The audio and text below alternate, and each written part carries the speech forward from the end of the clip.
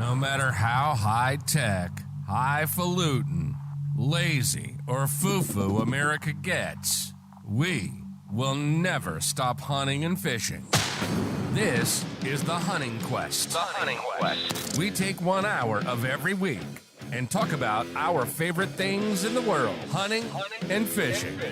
You'll get tips and help on the fishing environment locally in the DMV area. Plus, we're going to have fun along the way. This is The Hunting Quest. And now your hosts, Mike Tippin and Mark Davis.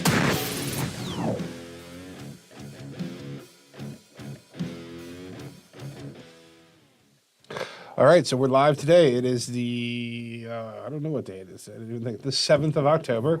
And this is episode 15. It's episode 15.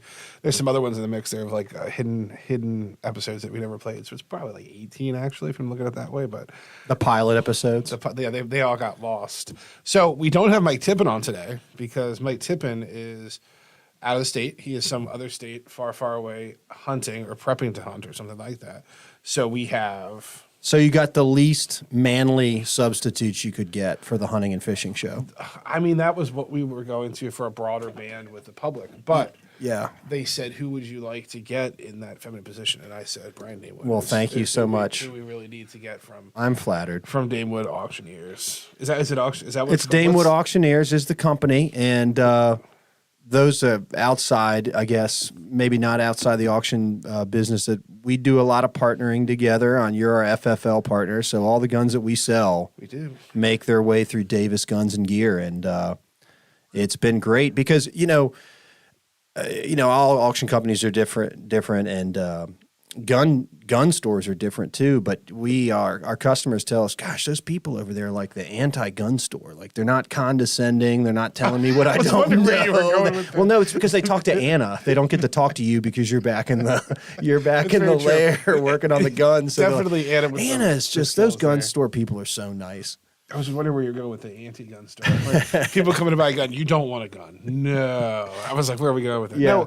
No, we get that a lot, and that was probably one of the bigger business things that I decided over the years. We've been doing this for, I don't know, somewhere 10, 15, somewhere in between there.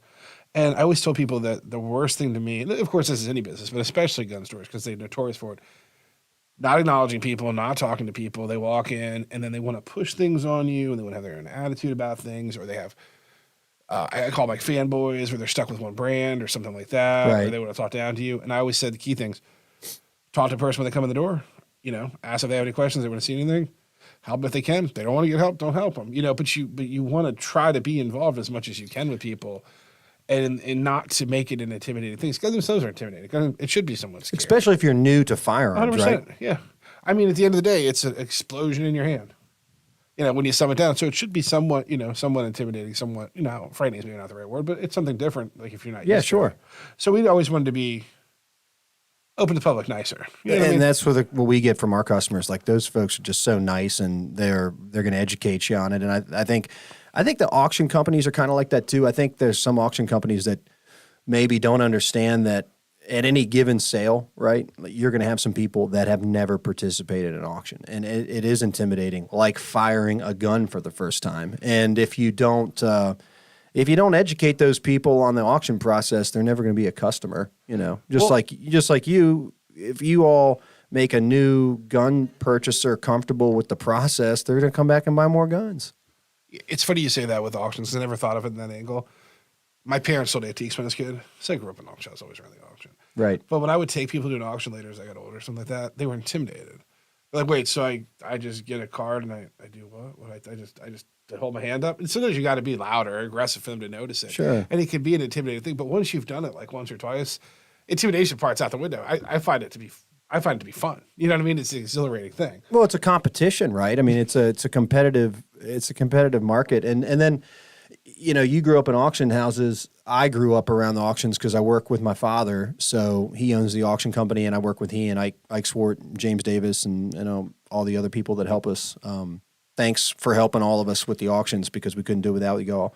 But of course, I'm used to it because I grew up around it. But you get folks that moved in from maybe parts of the country that aren't so auction house oriented, and they don't know what's going on. And I mean, especially now with the way that we do auctions with not not just live auctions where we're walking the tables, but we're doing, the internet bidding and stuff, and not everybody knows about that. So, same kind of thing. How long has your family been in the auction business? Was that something that your family always did as you were a child, or did your dad transition to it or something? My dad got into the auction business in the mid-'70s, and he got into the auction business because his uncle, one of his uncles was an auctioneer around here, and he passed on before my dad even got in the business. But his other uncle traded thoroughbred racehorses, so he used to go up to Fasig-Tipton up there in Timonium when they were buying the racehorses.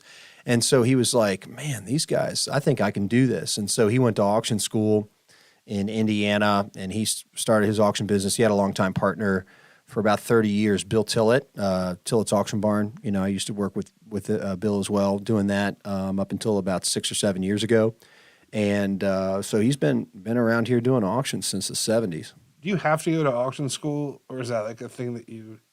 Is it like an auction license? There is an auction license. How does that work? Yeah, so you do go to auction school. I went to Worldwide College of Auctioneering. If you want to do anything with a live cry auction, you have to have an auction license. And I think it's good to have an auction license because I think it gives you more credibility anyway with the public. But to do certain auctions, you have to have a license. And so I went to Worldwide College of Auctioneering in Big Mason City, Iowa, back in June of 2010. And there is a hotel, there's an Outback Steakhouse, there's a Sheetz, and there's a lot of corn. And so that's what's Mason City, Iowa. And you go out there, it's 10, 12 days, and then you sit for a state exam, and it's all on-the-job training. I mean, you get a license, but, I mean, it's a practice. It's like being a dentist or a doctor or an attorney or an accountant. I mean, you're learning everything, day-to-day business. It's like...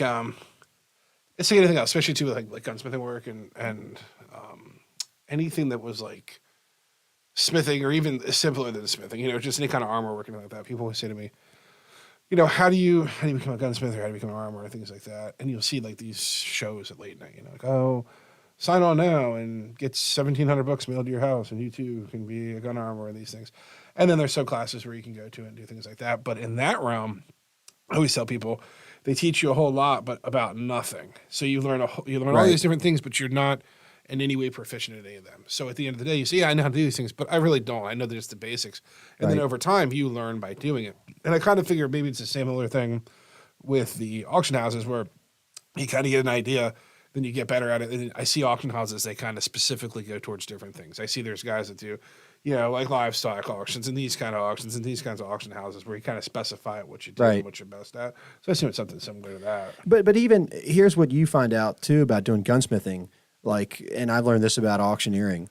We learn from our mistakes, and education is expensive. So unfortunately, you've got to make mistakes before you learn how to do stuff the right way, and sometimes that costs you money. But I mean, it's all over the aggregate. You don't make those mistakes anymore. You learn how to be more proficient. But and then that's like someone hands a gun to you and you do something and you're like, oh, it's going to be $150. And they're like, $150? We only had that in your hand for 10 minutes. You're like, yeah, well, I also have been doing this for more than a decade, and that's why I can be so proficient at it, and I did it in 10 minutes. Where it would have taken you 8 hours and you would have broke the gun in half. Yeah, you would have been on YouTube for days trying to figure out what it was, and I've done it so many times because it was like when you walked in earlier today, you saw that gun on the way. That's a really nice gun. I'm like, I fixed like 10 of those a year. Right. They have the same problem. They always break. But the first time, it drove me nuts trying to figure out what it was.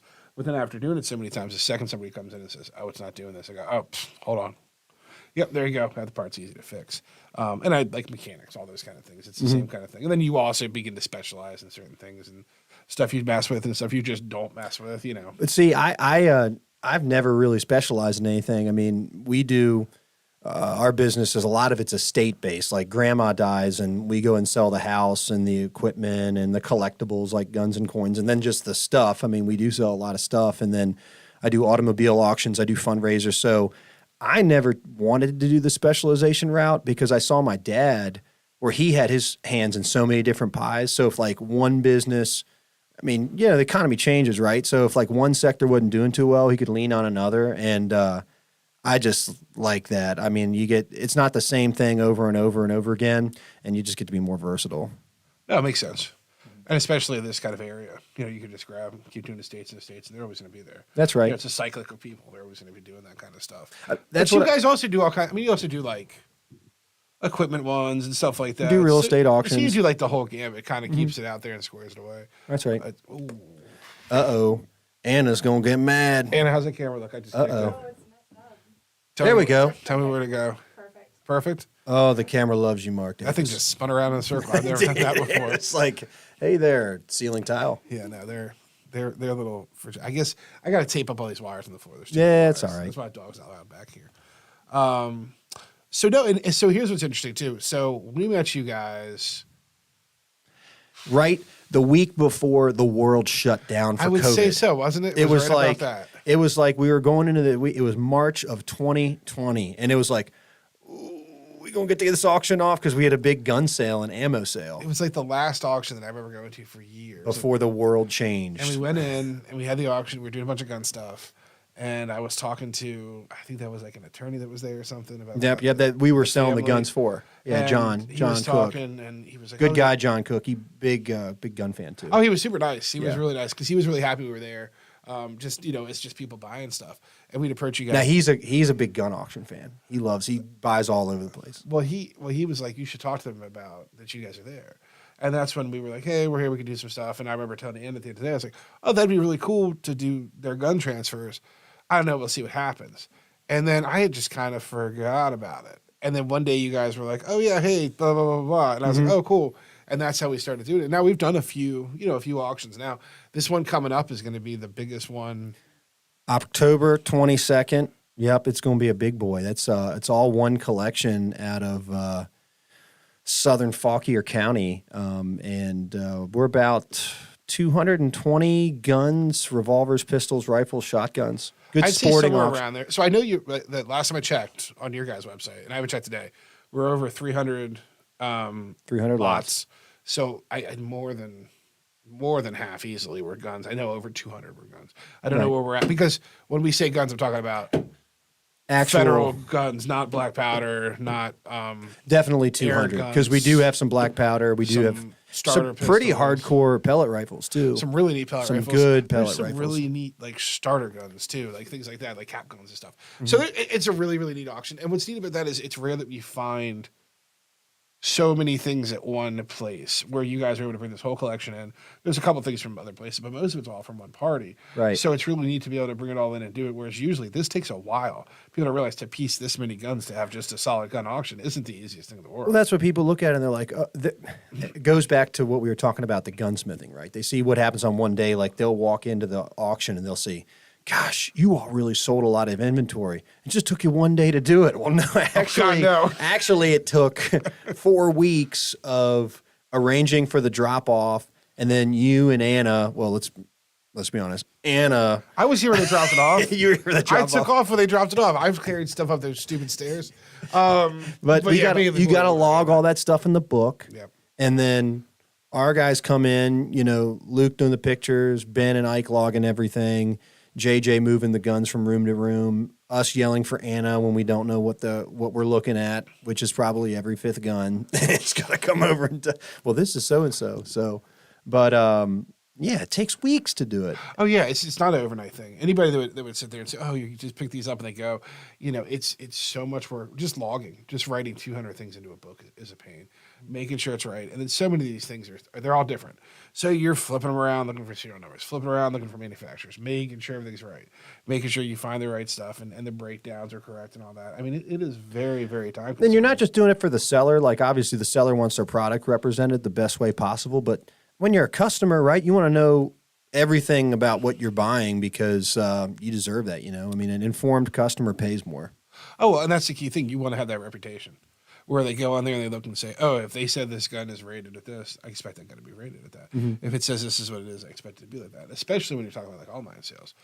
You're just getting something mailed to the house. You never get to see it. You want it to be exactly what they said it was going to be. I'd be furious. And it happens here sometimes. People get stuff from somewhere else and it comes to, or even gun broker, and they get it in like, this isn't what they said it was going to be. Right. Or this was messed up. So or we so stay and so away forth. from the gradings just because that's like, Well, I don't that's a even- slippery slope, but at least say, hey, there's some corrosion on That's the what I was gonna receiver. say, yeah. There's some rust at the end of the barrel. We photographed it and this stock has some scuffs in it. So, like the 1 to 10 grading thing, I don't even really tend to mess with that too much because if you look at the way it's listed, like for scaling, it's like this is what it is, but it's kind of interpretive. Sure. And if I interpret it one way and you interpret it another way, it's another story. But when you grade, and instead of saying actually grading and go left corner, deep scratch, it's got a scratch there, and you know that's where it is. So with every auction transaction, once we sell something, if I hear anything back from the buyer, it's thanks. Yeah. Like a one word thanks, big thumbs up. Like that's all I want to hear about it after it's sold. Yeah, no, I can understand that for sure. Mm-hmm. So are you guys done sorting through the ammo yet? We've gone through the ammo. We have sorted the ammo and a lot of the ammo. And I think we have about, I think that's from 257 to the end. So we're looking at 40 couple lots of ammunition. That's shotgun shells, pistol rounds. We've got some 357. We also have a box of 218B, BEE. I mean, when's the last? I mean, that's not something you see in a gun store all the time. But I think that's going to be a pretty strong sale. I mean, we've already had people asking us about it. I mean, I went down to Fredericksburg Auto Auction the other day, and people down there were asking about it, and got a call from a former cop out of Baltimore, Maryland, looking at a revolver we've got here on the table. But the best thing about that auction, look, you talked about live auctions. Like, you can come bid live, you can come bid in person, or you can bid online, and you all will ship it to them if they're out of the area. Oh, yeah, so we'll talk about that too. So, well, let's just see. What are we talking about? So really quick, let's just give an update because we were kind of assuming some people know more, they might not. Yeah. So Damewood Auctions, Brian Damewood, family members, bunch of stuff. Doing an auction, 22nd of October. DamewoodAuctioneers.com. At the fairgrounds. Loudon County, Leesburg, Virginia. Okay. Yep, that's true too. Know where that's at. So they're going to have an auction. We are going to facilitate all the FFL stuff, so federal firearms license transfers. The lots, like we said before, it's somewhere over 200 guns, bunch of ammunition, bunch of knives, gun-related stuff, scopes, barrels, things of that nature. That is online and in person. That's right. So you can pre-bid up until, and then is there live bidding? Simulcast bidding. So there is, okay. You can be sitting in your deer stand, right? You can be out there with your black powder. I guess, will that be black powder, Virginia? Getting close. I don't know. Let's say you're bow hunting. So Anyway, like let's say you're up there. You can be out there waiting for a deer to come along and turn the sound down. You can be bidding in that auction if you've got data. So, I mean, you can be anywhere and bid. Yeah, so it is simulcast. So that was, sometimes people do, and that's why I was Simulcast, webcast auction. because they'll go ahead and have like pre-bidding, and then they'll close it like an hour before, and then do it that way. We keep it open because, some people will put the pre-bid, will put in a max bid, but then they're like, well, I can still bid during the auction, right? Because let's say they left like $1,500 on a nice over-under shotgun. Well, they might pay $1,750 if they have to. Yeah. And so we give them the opportunity, obviously, pay a little more if they can. No, I think anytime you get that opportunity to get out there. So they'll do the simulcast and live. I think live's always really fun to go to. Yeah. I would tell people if you can go live, especially now. If you live in the area, go down there Sunday. I mean, that's Absolutely. Saturday? It'd be a Saturday. Saturday, hang out. It's a fun thing. I think there'll be a lot of people. I think what's really neat, and I think a lot of people are behind this, we're getting a lot of calls, interest in it. And I think not just because it's a gun auction and people like guns and things like that, or people like auctions. We're getting to the point now where we're able to go do stuff again. Sure. And this is going to be one of those bigger auctions, I think, that people haven't been able to go to for a while. So I almost get this effect that it's almost like an event. Like people are really excited to go and hang out, see people they know. Well, it's a do huge stuff collection like that. too. I mean, it's not often in a gun auction, where you get that many lots in one sale around here. Oh, very, very true. Yeah, especially around here. Unless you're a designated place that does guns, then yeah, you don't get them that much. So it should be really neat. We're going to do it there. We were talking about shipping. Yeah. So if you buy something online and you're not local, so if you're local, you can pick it up. It's $20 a gun for the transfer fee, 21 for handguns, 18 for long guns. You had to bring one form of ID if you're a Virginia resident. If you're out of state resident, you can get a long gun, but you can't get a handgun as long as the long gun is legal in your state. Now, can people give you a call? Because let's say you're a couple states away and you might not know the gun transfer laws. Can they give you a call to figure that out? Or yeah. what would you tell somebody like this? So they can call us. Let's say they see something online and they're not. This auction doesn't really have too many things that are in the gray area. Yeah. It's mostly all sporting guns, bolt action rifles, some semi-auto rifles, shotguns, things like that. So most of the stuff there is pretty simple. If you're going to come locally and you're from out of town and you're wondering if it's something you can leave with, if it's a rifle, most likely most of these rifles you can leave with. But you can call us and ask us about it. We'll tell you what's legal right. for the most part in your state. if it's but there's some places that it's not going to be legal. Like DC, for example. It's a nightmare to do transfers out there. There's a point where we Even like lever action 22s. all rifles can be very, very difficult. A little precarious situation. For DC, DC and not Canada, DC, but Canada too, but DC and California, we normally put on there that we won't ship to either of those, just because they're such a nightmare of pre-paperwork to do. So why is it being so much more? We will tell you that it's expensive. Shipping's gotten expensive. Everything's expensive. It's super expensive. So it's about $100 to ship a gun out for a long gun, and then for the pistols, if we're mailing it, what are we doing that at? It's like $25 or something. No, $50. Was it 50 or 20? It's 50 per pistol, 100 for long guns. We also just got a food request for the auction. We have people asking if there will be snow cones. So You got another food. Hold on, let's not get there yet. Hold on, we'll get there in 1 second. I can't believe we got another food Inquiring minds want to know, hold on, Mark. let's just get this wrapped up. So, yeah, so that's how that works. It's going to be the fees. If you're from out of state and you buy a rifle, you want to take it back. It's the same thing. It's going to be the transfer fee is $20, but you're going to need to have 2 forms of ID. If you're out of state, you have to have 2 forms. One form would be your driver's license. Second form could be a utility bill. State concealed carry permit if they're... As long as it basically if it has your address on it. Yeah. Your vehicle registration, a power bill, things like that, orders. If you're military and you're on orders and you want to buy something, you might want to call us beforehand. That gets a little tricky. We can normally work it out, but we have to figure out what kind of documentation you have to bring. Some guys get like weird where like they're live in Virginia, but they're stationed in DC, but they have a license from North Carolina. So it's like, well, my orders are for DC. My license says North Carolina, but I live in Virginia. So that's going to be the customer when I walk in, like the week after the auction, be like, this is the last gun auction I'm doing. So I told these people to call. Those guys we can normally kind of figure out. We just start looking and figure out what to do. But sometimes it's a little tricky. There's usually a way. If they're legitly buying something and they're not trying to be shadier than that, we can find a way to make it work. It just has to be what does the government want as far as the paperwork to prove exactly what they need for it. So for the most part, it's something we can figure out between what you have. Just bring stuff if you're going to buy. You're talking about some really important stuff, Mark. You're talking about what people have to legally acquire a firearm after this auction. But apparently... That's not near as important. Not as near important as this other topic that you've been getting more calls about than anything else. So Anna, and you had posted some stuff and had posted that we were going to do the transfers. So it's out there. Anna had posted on our Facebook page and our website about the auction, and some people saw pictures, just knew where it was, and started calling. Hey, we get general calls. Hey, what's going on? What do you got there? Hey, can we come look at it? No, can't. No, everybody at the same time. Those kind of calls, and that's normal. But And that's usually what we get. And we will have a preview the Friday before the sale, too. Yes. So what are your hours going to be in the preview? It'll be late afternoon, early evening. They'll be posted on our website. Do you know what time the auction's going to start at? It's going to start at 9:30 on Saturday. Yeah, I'll be there before. So all these questions, all these things, people want to know. They want to find all this stuff out. Not even important, as I swear we've been getting more calls about, is there going to be food at the auction? People have been and calling. not just if and there's we just going to got be another food. suggestion asking if there were going to be funnel cakes. Funnel cakes, probably not. Probably not. I think people would spend That's more a solid money no. if they had funnel cakes. As might, but I'll tell you, we've got a great food service coming. Tom the Greek, hold on, but in all Tommy seriousness, Havalos is coming to do people food. Are seriously call, like I want to express to everybody, this is not a joke. We are getting more phone calls. People go, hey, is there going to be food there? What do you think the food's going to be? Hey, what kind of food are they going to have there? Hey, are they going to have coffee? Yeah, I'm sure they'll have coffee. Is it free? Probably not.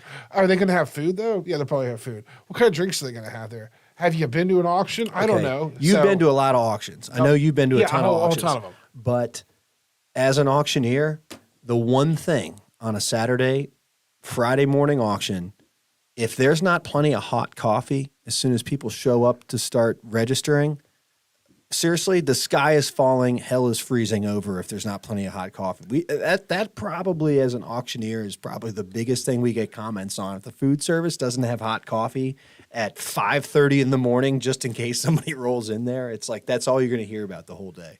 Well, if it's cold, too, you can have coffee. That's and, right. Like soup. Talking with Tom the Greek today, depending on the weather, we might have some soup, might have some chicken noodle soup, some corn chowder, is what he said. He's going to do some breakfast sandwiches, and you're not.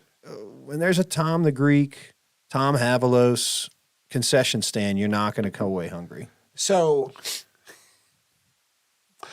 we can now tell people and assure them that there will be food there. Yes. We're not sure exactly what yet, but there will be food. Their bellies will not be and growling. there will be coffee. Yes. I think it's really funny. Back to DEFCON 5. Truthfully, the most serious conversation everybody keeps having. What's going to be there? Which I think is hilarious. We've had a lot of weird questions over the years, especially with the auctions. You know, blah, blah, blah, blah. I'm like, what are you asking about? But when people started asking about the food, I was really surprised. And then when she said it, I thought she was joking. And then she kept getting more calls and more calls. Well, clearly I need to put on there food will be served by Tom Havalos because that. I think you should just put food to be served by somebody completely different. Yeah, well, Like just like a family member of yours. You know, so and so. My father would be serving out sandwiches fine to him. Yeah, and Craig everybody will just go. now around Craig looking. Damewood can make a heck of a breakfast sandwich. That's an actual fact. Well, there you go. That's just how people followed him around trying to find sandwiches on him. I think it's really, really funny that was a big question going on.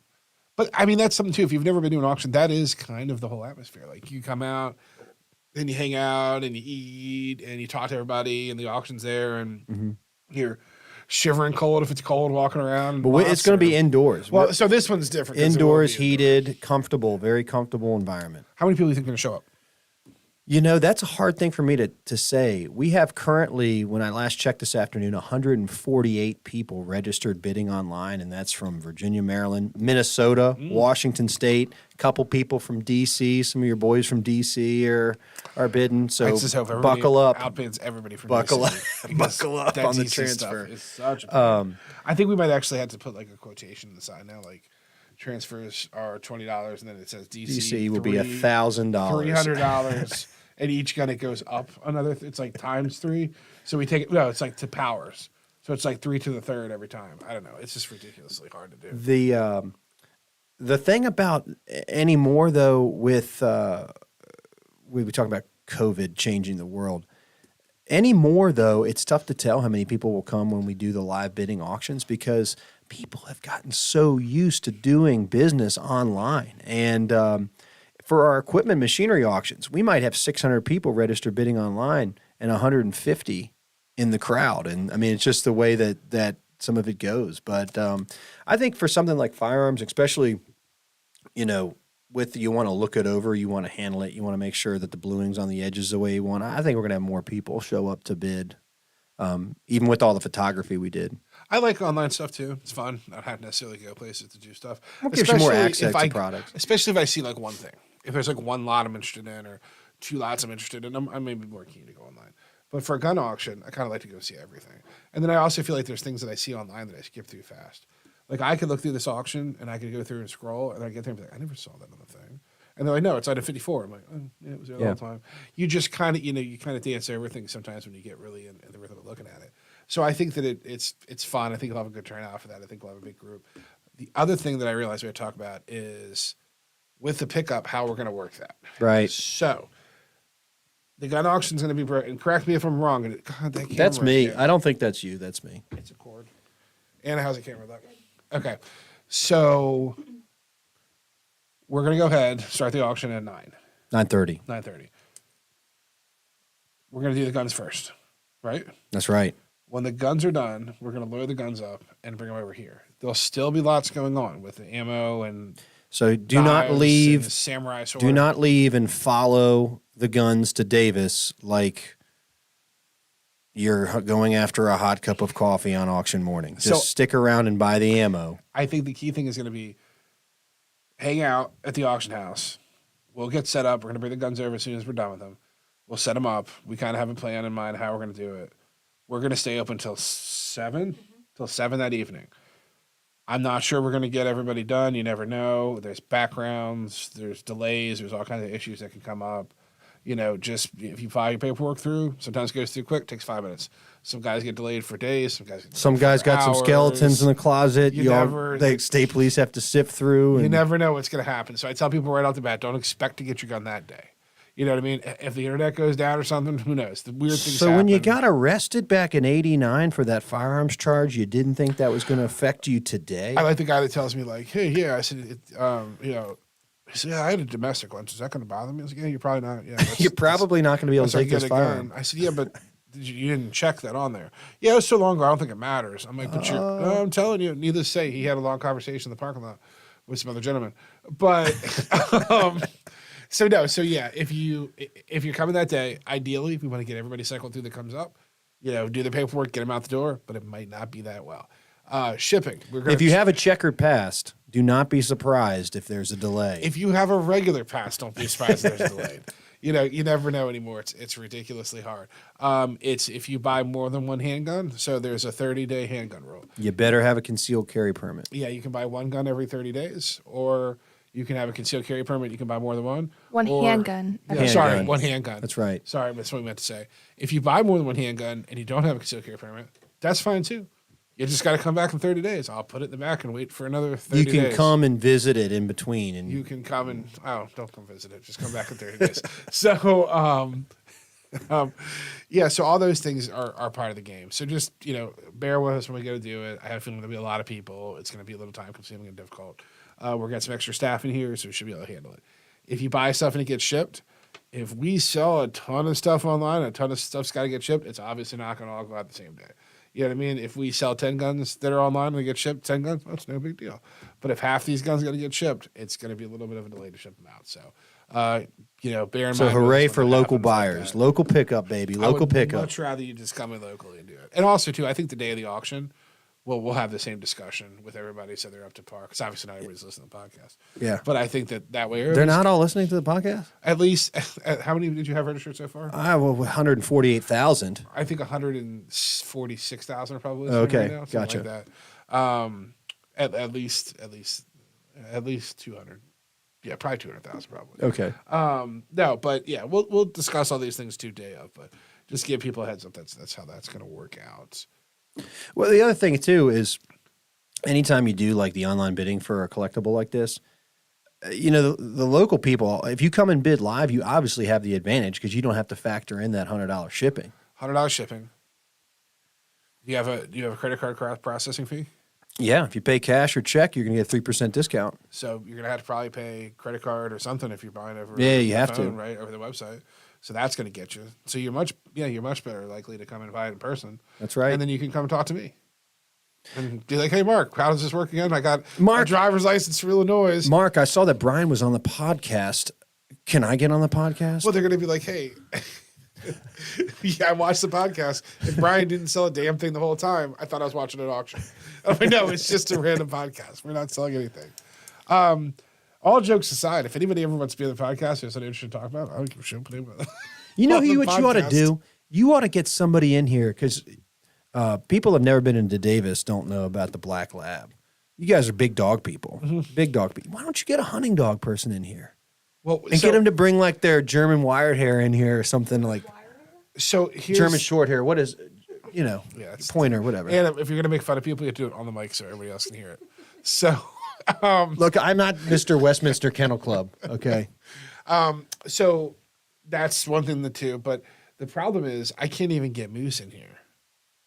Because there's not enough There's room? so many Well, you got all these wires. cords. Yeah, you got so all the like, cords. the second he comes in here, he rips everything off the table. That's why he's back there right now crying, because he can't be out here. It makes it really bad.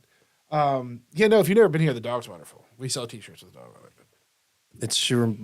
It's a pretty marketable asset.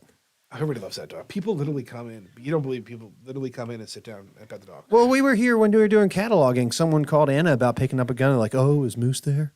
Is Moose All there day. today? Is Moose there? What food's at the auction? Is Moose there? What food's at the auction? Those are how our phone calls were. Do you have 9mm? Ammo. That's all our phone calls. 9mm. Will Moose be ammo. at the auction? Will Moose? No. I don't think we can bring animals in Sykes Hall. Oh. We can bring a lot of animals to the fairgrounds, but they have to remain in the animal barns. Moose is a Service dog. Moose is a working dog. Yeah. He is a emotional support animal. So Moose is a certified clam detective dog. Yeah. So he actually goes to beaches and digs up clams. Oh, well, I'm sure he loves to eat them. Certified clam digging dog. Clam gig. That's what he does. Yeah. Well, you would know about that being from St. Mary's County. Certified. We used to actually go in the mud and dig them up. I Yeah. remember in some beaches. I think I could get away with telling people Moose was a dog. You've seen him. He's so calm. Just go put some sort of like red sash on him or something. He wears an orange vest at home so people Yeah. don't shoot him thinking he's a little bear or something. Well, no, that's smart. Yeah, no. He doesn't leave the house though, so it doesn't really matter. It just sits in the yard. So he shoots with the yard. That's a whole other story. Yeah, it wouldn't be good. Awful. No, so we have all kinds of people on. I see you've never listened to podcasts because you're not dedicated to the small business. That's such a harsh thing for you to say. You know, I knew you guys were starting the podcast, but it wasn't until I sauntered in here last week and Mike told me that he was going to go do something really manly and not be here. So he was going to go hunt animals. And then you're like, oh, we can get Brian to talk. He can produce sounds. He speaks English. Well, Anna said you came in and you saw the studio and you were like, wow, I remember this from when I was a weatherman. I did a little broadcasting back in the day. I was a newsman. We have a fancy little setup here. This is a great setup. It did not start like this. We had like this really cheap boom mic that was on like a USB port, and we only had one, and we had to set like the different sides to pick up stuff. It was all. Oh, look, buddy. When I was at Virginia Tech for school, I worked at an ESPN Fox News / AM FM station and did high school basketball and football and baseball games. We had a headset with a little mic here, and we called it on a cell phone. It was pretty basic. Yeah, no, we got what, four good mics, and we have our mixing board and all our computer stuff, and then we have a really hard time. We try to get people to call in too, but it's such a nightmare to get the technology link because you run on one thing for another thing, and it just tends to be like something always fails. So you'll be like halfway through and like I'll lose their sound, or I'll lose our sound, or something. It's such a nightmare. Well, you don't have to worry with the podcasting. The call-ins are so less risky because you know, unfortunately with the radio, you take the call-ins, and like terrestrial radio, you got to worry about them saying something not for public consumption. So, oh yeah, I'm sure. I can only imagine what people get out there and say. Well, I guess that's kind of the fun of it. That's fun of listening to live radio. Up, dump, dump, dump, dump. Hit the dump button. Yeah, I know. Well, that was the big thing. Everybody was going to school for communications back in the day. Everybody was going to be a broadcaster. Well, that's what I did, and then I realized I needed to make a living, so I quit the broadcasting. And Right went to the auction school. house. Wait, I have to be able to pay to live. Yeah, I can't do this anymore. Yeah, no, it's tricky. There's a learning curve with all this stuff, but we're getting better. I mean, the first couple of videos we made, they were awful. They were they were just terrible. No. We didn't even have video at first. We just had audio. Well, you got these And it little wasn't Logitech good. deals that we keep knocking over. They're doing a crazy job. We have even more expensive cameras, but these cameras have just been phenomenal. The equipment we have, we also have stuff to film offsite. So we have enough stuff to film like a TV show. Like we have all the wireless mics and the cameras and all that stuff. You But- could do basically set it up like Meekum or Barrett Jackson at the gun auction. You guys could be doing a broadcast from there. And have like an auctioneer cam and then a gun cam and then you all like commentating on the collectability of the firearm. There's Brian up there, and he's in really good form today with his auctioneers. He's doing a classical noise there again. We've got a world record on the revolver here. We're approaching world record prices. I think that's our new thing. We'll have a TV show. We'll keep it under Mecca 25.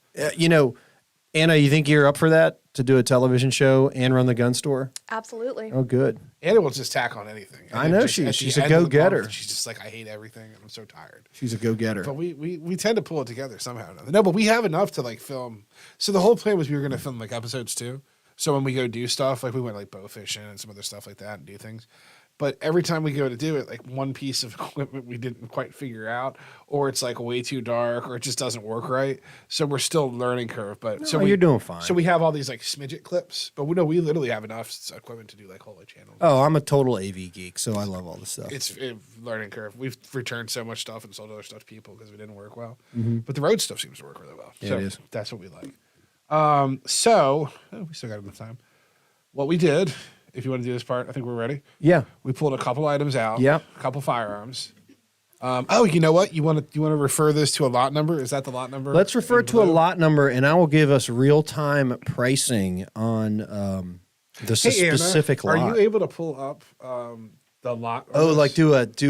Can you do this Can you do live? like a picture-on-picture kind of thing? Can you get rid of Brian's face? Yeah. Ladies and gentlemen, I want to show you. So right behind This you is the perpetrator. is the green screen. So you're gonna Police have to, police say that this man. So ideally, if we're all learning that, but you can like put different stuff up and all that. So Yeah. if you can pull that up, that'll be really cool.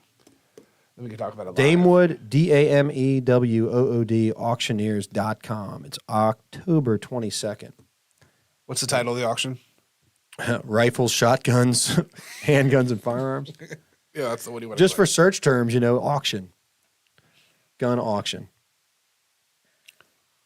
Oh, by the way, too, everybody, while we're hesitating, still doing the competition for the giant fishing lure.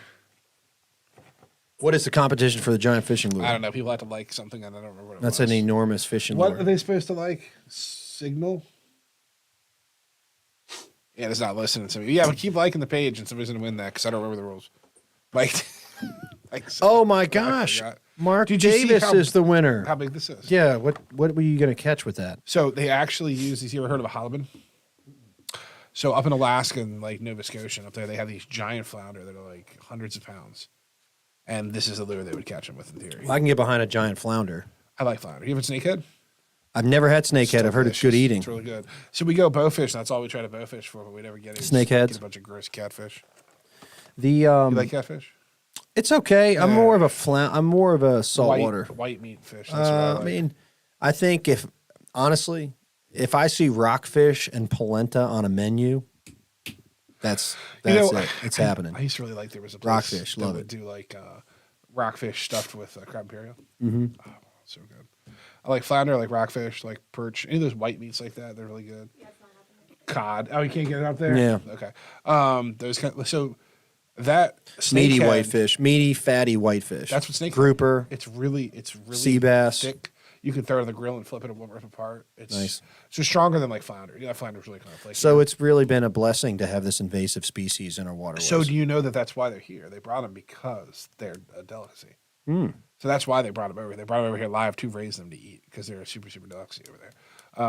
And they do impact the environment and other things. But yeah, no, people eat them all day long. But I mean, they're not. I don't know. They're not quite as many as you think they are. It's not like the whole river is just fletching. Now the catfish, which are invasive, it's tons of them, hundreds and hundreds of thousands of catfish. Yeah. And catfish taste gross. Let's talk about lot number 90. So we're going to talk about a couple guns from the auction itself. Lot number 90 is Colt Trooper Mark III 357 4-inch. It's a good length for a 357 revolver. Well, this is a double single action Colt. I would say I don't know. I didn't look up the numbers on this, but it's an older gun. Not super I would say old. that's a. You say you have a lot of law enforcement to watch. I mean, that would be something that some law enforcement officers would have carried back in the day, wouldn't it? Yeah, so you would have thought probably maybe in the 70s and the 80s. J94095. J94090. That's what I have. Oh, is that 0? Okay. It's 0 or 5. Hold on. 1972. 1972. So there you go. Yeah, so 72. Yeah, this would have been a good time for Colt. Good series number. So this is kind of, so when we talk about Colts. It's got great sights on it too. So yeah, and the adjustable sight's nice, you know. So we really talk, like, for example, we were just talking about the differences between Colts. So people look at Colts and they say, I really want a Colt revolver. I want something nice. Colts are all over the place. I Right. mean, literally crazy. And your most expensive ones are going to be like your The snake guns. Pythons, Cobras, Diamondbacks, those guns. They're going to have that rib top. They're going to be nice. But really, to be honest with you, the action of the gun, even these grips, are very, very, very similar to a Python. Mm-hmm. It's not much different. This is a workhorse gun, where those were more of a finesse gun, more of an accuracy gun. Showpiece. You know, those guys also used, those were used by law enforcement too, you know, but not as much. These would have been the things you would have seen. You know, guards. This gun's been carrying used a those lot. things. I mean, it's got some bluing loss around the. So this cylinder. definitely has some wear, but if we look at it overall, we still have the fire bluing on the hammer is all clean with no rust. Here, you go ahead and talk. They don't need to see me. I'll go ahead and hold this up. The fire. Okay, how's my camera? How's this? Anna, is this better? How's my camera? Okay, so if we look here, the hammer, the fire bluing here, it's clean. It's not messed up. It's not bad. We didn't lose anything on that. But you can tell we have some cylinder spin wear, cylinder wear. We can see the lines where it's been shot. We have like some holster wear somewhere. You can tell from the front chamber here, it's been opened and closed Yep. and bashed around a little bit. But It's been used. She's been used a little bit. overall, it's in, as far as cosmetic, it's a 70% gun, probably right around there. It's got some bluing loss and some damage to it. But you could go shoot it for another, forever. I mean, that thing is a tank of a gun. It's going to last you a long time. It's going to work 4-inch. really So if well. you want to carry it, it's not going to be too unwieldy to have on your hip. Yeah, it would be something if you, let's say you had your own property and you went out and you went hunting or something like that or wandered around. It's a great thing to have on your hip. You wouldn't have to worry about, maybe getting it wet or messing it up. Just as long as you clean it, it'll, it lasts forever. And it's a good solid gun. The action's nice. The trigger pull's nice on them. It's a solid Colt. It's, it's not overly warm. It's got great sights on it too. It's great adjustable sights, and it's a good gun. Mm-hmm. Yeah, no, I can't say anything wrong about it. And the Colts do tend to be, what people want. If you're going to get a revolver, this is already bid up to $550 right now in the pre-bidding. We still have 14 days to go, so who knows? But pretty gun. I love a blued revolver. Love them. Evidently, everybody else does too, because they're going up so much in value. I like the Colts because I like the mag release, the way they have it. I mean, not the mag release, the cylinder release. The way you prefer the pullback on the I like style? the way they do them like this. So, like the Colts have the pullback like that with a knob. That's like a little button thing like that, and then the Smiths have the same kind of pullback, but it's a little different of a shape. Push forward, yeah. And then these Ruger's just a button. It's nice, but sometimes they'll malfunction, they'll stick and stuff. But the Colts seem to me, it's a different way they pin them. So when you look at it's kind of a matter of preference, I guess, personal preference. Yeah, the Colt, it's got an internal pin that comes in. See if I can show them that. So those tend to lock up really nice and be good. So, no, but overall, a good gun, solid gun. Can't go wrong with the Colt. Lots of revolvers in this sale too. A lot of revolvers. Yeah, not so many semis, but some neat revolvers. There's some neat old Tauruses in there, and so people will poo-poo on Tauruses a lot of times. They're like, oh, it's a we got a Taurus. judge. You got a couple judges in there. It's not as good of a gun or things like that because they're a cheaper value gun. But the older Tauruses in there are so old that they're right when the factory switched over from being a Smith & Wesson. So they're basically just like Smith & Wessons and say Taurus. They're really, really nice, really rare too. What's the next one we're going to look at, Mark? One of my favorites out of the whole thing. So when we talk about revolvers, we tend to talk about a couple different, let's say 3 different companies: Colt, Smith & Wesson, and Ruger. I mean, there's other things, but that's generally where we go. People forget a lot about the Dan Wessons. So Dan Wessons were made later. They're a little bit different, but they're really cool for a couple reasons. First things first, this is Dan Wesson. This is lot 119. Only listen, $325 right now, the pre-bidding. So she's a sleeper. Well, what's neat about it is that the Dan Wessons, you normally see more in 357. You don't see them as much in 44. I was reading the tag. 44 mag. 8-inch barrel, it says. So go ahead. Talk about talk about what you can do with the Dan Wesson, though. So what's neat about it is if you look at the front of the barrel. So if you put the front of the barrel, the camera right there. Yep. Part here. How's that? If you look, can you see the front of it, Anna? I can't see anything. Well, right in here, there's a lug. It's like a little lug there. There's a little tool that goes through. So what you can do is you can back it off, and this barrel shroud will come off, and then you can pull the barrel off, and they're interchangeable barrels. Yep. You see some of them in auctions. They'll have the whole set where you can get the 8-inch, the 6-inch, the 4. Do they come in a 2.5 or a 3? Do they make them like a snub nose? They go from 1 inch all the way to 18. Yeah. And they have 3 or 4 different grips, 3 different calibers. 4 different calibers. These have the Dan Wesson wooden grips on. This you got to have a heck of a hand to hold this thing too. It's a heavy gun, big gun. They had them in 44, 41, 357, 22. So that's your bigger, one of your bigger barrel ones in 44. It has the larger wood grips on it.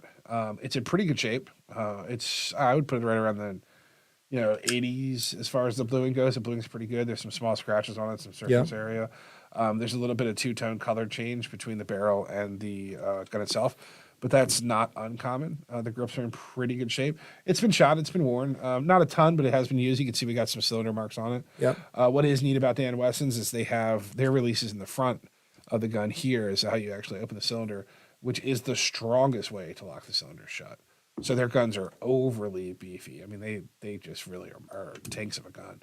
And well, talking about a tank, if you're going to shoot something in 44 mag, I mean, an 8-inch is going to be able to absorb the shock. Going to be able to absorb that cartridge. The frame's going to be able to stand to that cartridge a little bit better. When we talk about 44s in general, or anything of those Magnum cartridges like that, the bigger the better. The more weight the gun has, the less felt recoil you're going to have.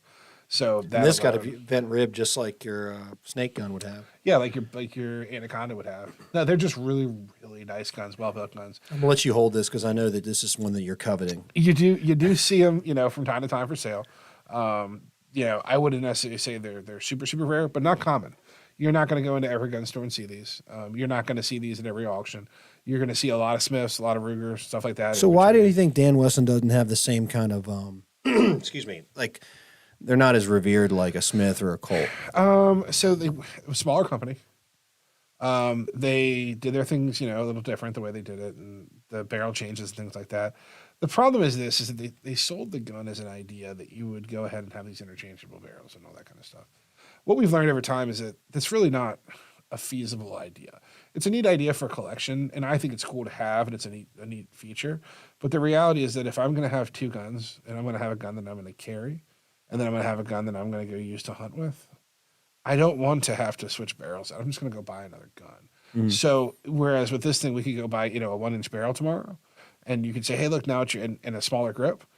So if I went out hunting today and I went out and Because I have little elf hands, I can't hold that gun. well, would I go? I need to get like a Packmeyer or something on there to be able to hold that. Would I go home and say, let me take the barrel off and the grips off and change everything over? No, probably not. So that was part of the downfall. The Why wouldn't you do that at home? You do that for people here every day. Yeah, but I wouldn't do it every time I was. You're right. You know what I'm saying? So I think that was probably part of the downfall to it.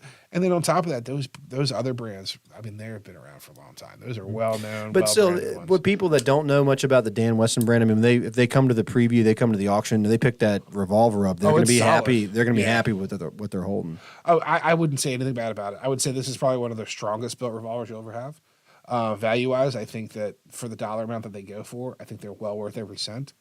It's a big, hefty, good, beefy gun. Dan Wesson is still in business. They're owned by CZ now. They make 1911s, and they make some of the revolvers. Not many of the revolvers. They're different, too. They're all stainless now. They're not any kind of blued. So if you want a blued one, you got to get an older one. And they are a little bit different of a model. They're not quite the same, but they still do make them, so they're out there a little bit. And what is neat, too, about the Dan Wessons is, let's say you did buy this, and you did want to get another barrel, you can still find them. We can go out there and hunt around on different web pages and Gunbroker and stuff like that and find it. So they're not obsolete by any means. And this one actually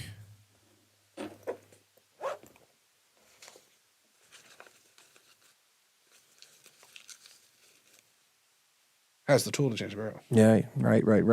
Hey, let me ask you a question. Like, you see, especially with your smaller frame revolvers, it's hey, how many rounds can we fit into this thing?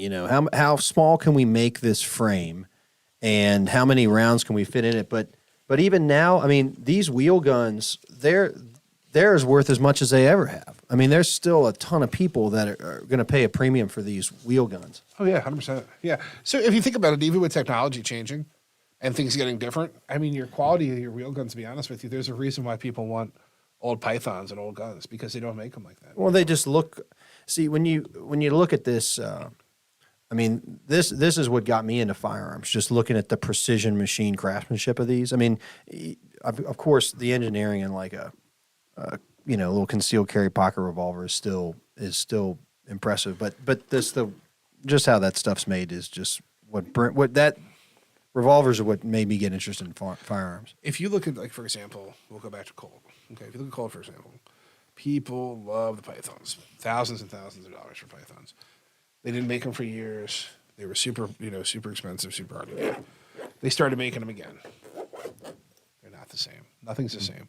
Things nowadays are metal injection molded. They're not all machined. They're not all done. I'm not saying it's not a quality gun. I'm not saying it's not going to work all day, but the beauty's not there. The one guy making a gun from start to finish isn't there. And Their which assembly line. And the to that point, finishing like line. on the Smith revolvers in this sale, you'll see like we rolled out the cylinder, took a picture of the inside of the cylinder, so you can see where it's got the recessed cylinders, because obviously that's a little more. Let's get that the old hunting rifle. So these, and I can tell you this from a gun store perspective, these over-unders that are a rifle and a shotgun are the craziest, most expensive things out there for what they are. People go crazy for these. And why is that? They don't make many anymore.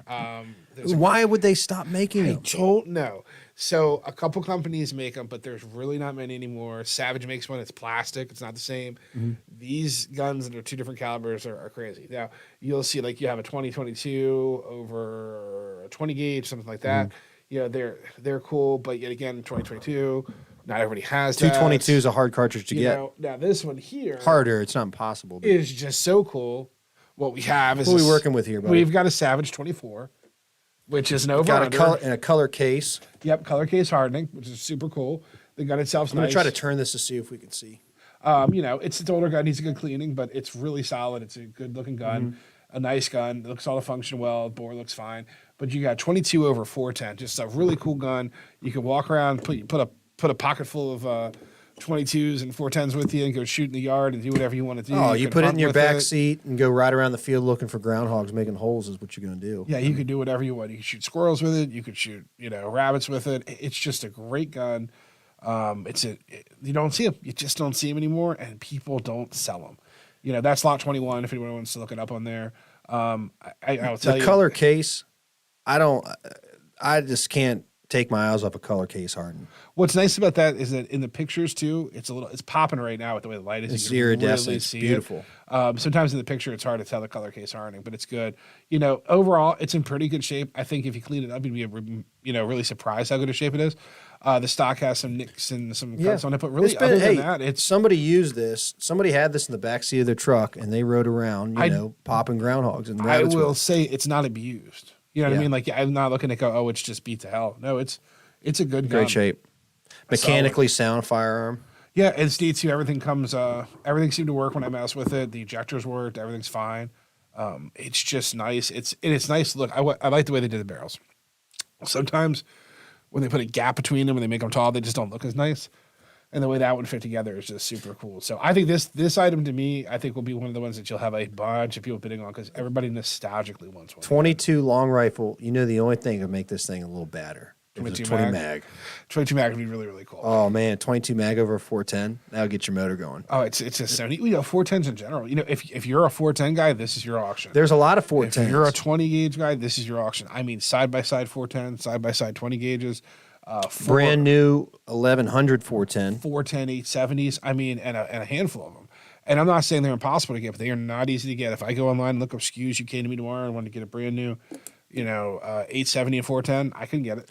Why is that? I'm gonna hand this back to you, Mark. It's not like 410s are impossible to get, but you go to enough gun auctions. When that 410 comes up on the auction block, people go crazy over it. You don't see them anymore. They're just not. But it's a great gun to shoot because, especially for a youth gun, or you do some upland bird hunting. I mean, that's the one you want to have anyway. But It's great for all those kind of things. If you're going out and you're shooting rabbits, you're shooting squirrels, anything like that. It's a great round. 410's good. It's hard to get right now in general. 410 rounds. You see a lot of people out there. The companies are making the bigger cartridges make more money, but no, 410's great. So if you're a 410 guy or 20 gauge, 16, 28, we got all that stuff in this auction, which is it's stuff that we normally don't get. This right here, I pulled out of the group for a couple of reasons. Browning BAR, beautiful gun, wonderful gun. It's a 270. It's lot number 7. It's a 22. this gun's immaculate. It is Belgian made. It looks right out of the box. It doesn't have a box, but it is in really, really good shape. What kind of optics would you put on this thing? Well, I was going to say what's nice about it is it has a one-piece base mount that's Leupold and Leupold rings on it. I'm not a huge person of getting too much magnification, probably 3x9, something like that, which is what I would run. Nothing crazy, but it's just such a solid, nice This is gun. lot number 7. This is going to be early in the sale. And only $275 on the pre-bidding right now. I tell you what, You got a little bit of meat left on the bone, I think, buddy. It is definitely worth that. It is in immaculate shape. It's in really, really good shape. I tried to look through. There's a little nick in the stock that's teeny. The bluing looks fine. Everything looks fine. I'm not even sure this thing was really used. I can't say it wasn't used, but it was definitely. If it was, it wasn't used much. And it's Belgian made. This is a hefty rifle. It's hefty, but it's very smooth and it runs really well. So for a semi-auto, when we look at like your large cartridge semi-autos, they tend sometimes to be chunky and not the smoothest operation. But this thing is just it'll run all day long and just be fantastic. It's so. And you can even try to see. I don't know how good the camera is, but it is a The wood's nice. Belgian made. It's says it right there on the side. The laminate over the wood is really nice. Stock's beautiful. I would call it a maple, probably like a curly maple, kind of something like that. It's a little darker. It's got your Browning buck on the trigger guard. Yep. I mean, it's in great shape considering, like I said, it wasn't in a box, so it looks like it just came out of a box. Super sharp. It's in great shape. So if you're looking for a solid hunting gun. The killer with that gun is just so damn pretty. I'd be afraid to take it out anywhere. 'Cause I've never No, heard you it. could knock. You know, but I would definitely love to go out there and shoot it. Hey. Semi-auto at 270 is a smooth shooting gun. It would. I'm gonna hand this back to you, Mark. This would knock down anything within, North knock anything down. America. Yeah, North America. Anything on the East Coast, east of the Mississippi. But you know what's so great about this auction, Mark, and we've talked about this. I've talked about this with Anna. Is recently, and especially in our area, is especially in our area, there's so many gun customers that are into the home defense, the tactical stuff, and you find some people around here are just obsessed with tactical rifles and outfitting a tactical rifle and taking an $800 rifle and then putting $2,000 worth of retail stuff into it. And, at the end, you're left with a really fancy $800 tactical rifle. But these hunting rifles, I mean, this is a sportsman's auction. You've got great hunting rifles, great brands, over-under shotguns, Ruger, Belgian-made Brownings, you got Satori, and good revolvers in it. I mean, this is a really good. We're going to have so many guys at this auction, and maybe some girls as well, because they're into firearms just the same.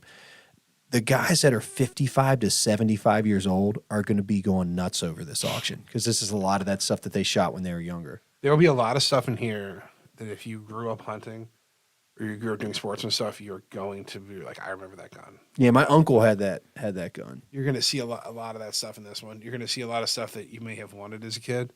You're going to see a lot of just interesting things that you didn't really, think were going to be there.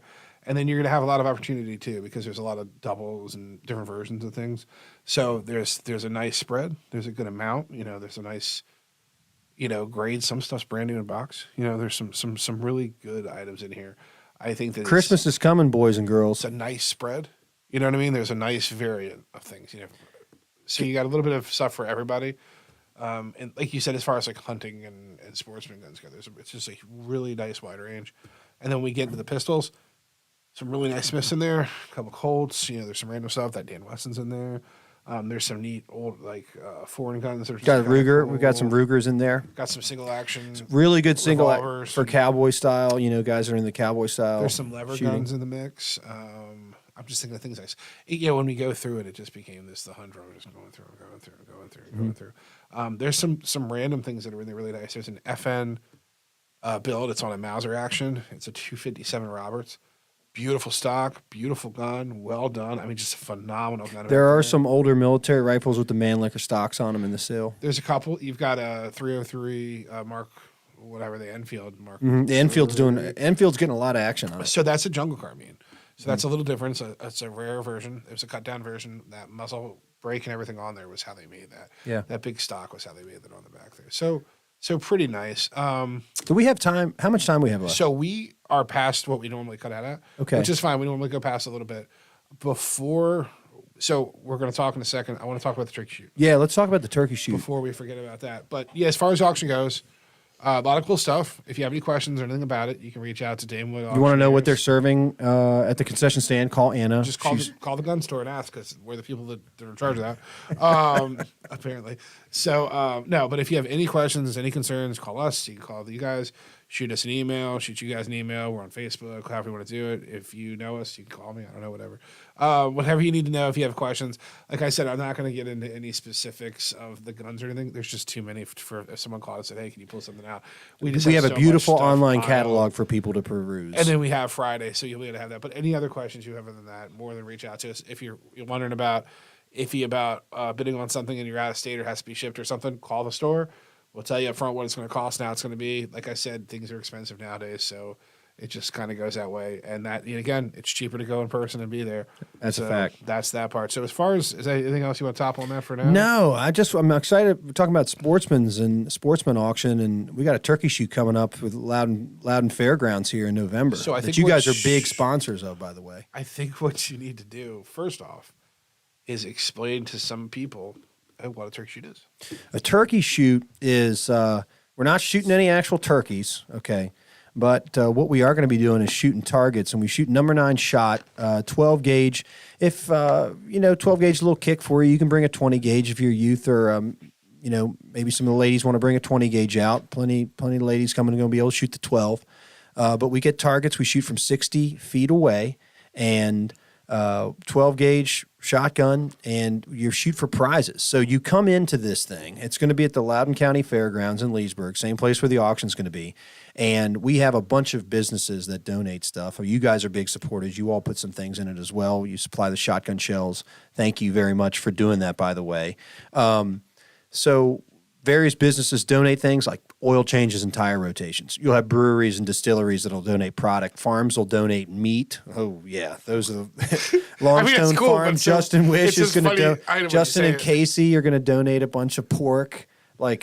So you go down and you got these sheets, and let's say we shoot 10 or 12 shooters to a round.